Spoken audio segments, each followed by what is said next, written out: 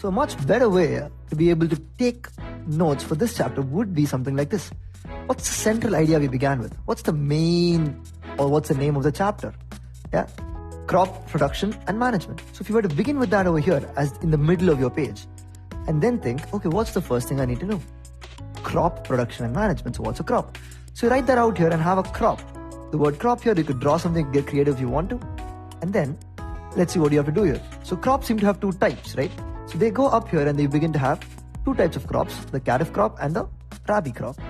And don't write too much on this particular note. That's also the key here, is to keep it very simple and use capital letters to make it simple and readable. So kharif crops and rabi crops.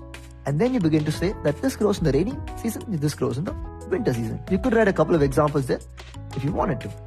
And then this entire chapter runs around the idea of these 7 practices that you're going to learn about. And you already know them in the linear format, but what if you represent them this way? What's the first of these? Yeah, if you take a look at the first of them, that is preparation of soil. And then another, that's the first branch of this idea called crop production and management. What's the next branch in this tree, in one sense of the word?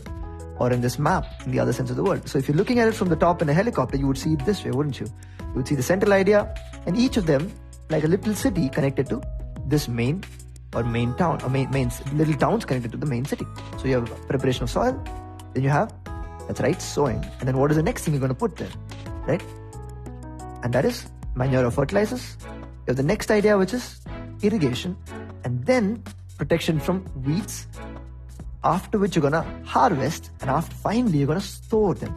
So this picture that you have right here is pretty much your entire chapter condensed into one little sheet of paper.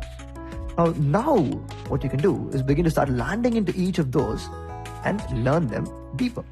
And you'll notice once you start doing that, how you can add whatever you want to add to them, and you can also see how things connect around over here.